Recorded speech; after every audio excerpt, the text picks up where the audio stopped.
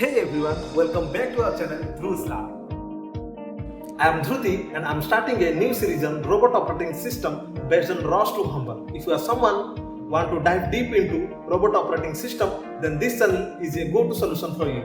On this video, we'll be discussing what exactly ROS is, and also I'll give a small intro in tools like RViz, Gazebo and Turtlesim.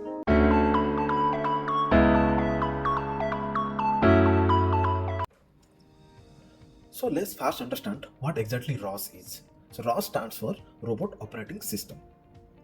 So don't let the name fool you because it's not like any other operating system like your Windows and Linux, but it's a flexible framework that provides you with lots of tools and libraries for writing a robot application or software. So there is a evolution from ROS1 to ROS2. So let's discuss what are the differences between ROS1 and ROS2. If you see like in architecture wise, then in ROS1 there is a centralized node manager which is called the master. Like before starting any other node, you need to first start the master, then you can start any other node.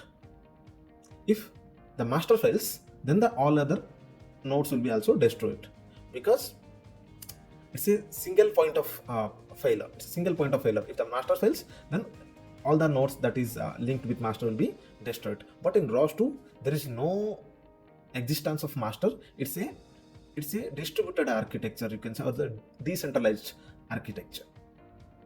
So there is no chance of single point of failures. There is a chance of failures, but there is no single point of failures in ROS2. If you see in terms of communication protocol wise, then ROS1 was using something called the TCP/IP protocol, where ROS2 is using DDS, which stands for Data Distribution Service, as a middleware.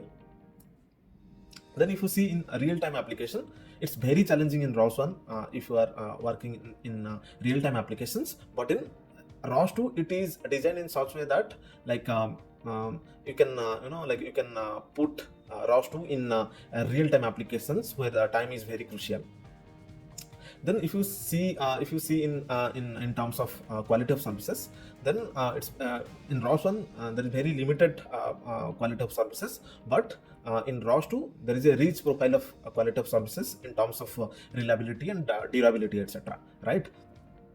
If you see in terms of security also, it's very challenging in ROS1, but in ROS2 there are built-in securities available. And there are different tools available in both ROS1 and ROS2. These are the common tools I'm talking about. The first one, the RViz. So RViz is a 3D visualization tool for debugging and monitoring all your topics. So don't worry about what exactly RViz is and why I'm talking about topics and all. So we'll be understanding all these things in our upcoming videos. Then the next tool is called the Gazebo. So Gazebo is a 3D simulation platform, you can say, suppose you are working on any robot, like right, and if you are working on any robot, then it requires lots of hardware, and you have to put lots of money on the hardware, right? So before putting lots of money on the hardware, what you can do exactly, the same like a 3D model you can bring on the Gazebo platform, and then you can start developing your software for that particular simulation platform, right? Then another tool called the Turtlesim. So Turtlesim, again, it's a simulation platform in ROS.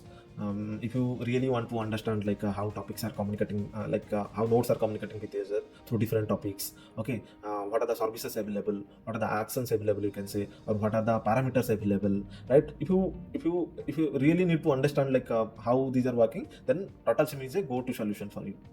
Okay, then other tools are there are two there is a tool called ROS1, right? So ROS1 is something, if you want to record the messages or the data that is coming from different nodes, and if you want to run it later, then we are good to go with that. Let me give you an example, right? Suppose there is a robot like outside of a city or outside of your country, and your friend want you to like debug for him. So how will you do that without going or reach there? So what you can do, you can just ask a friend to record the messages and data that are coming from different nodes, and then you can collect the ROS file, and then you can play that particular file. So we'll be discussing everything in our upcoming videos. Thank you.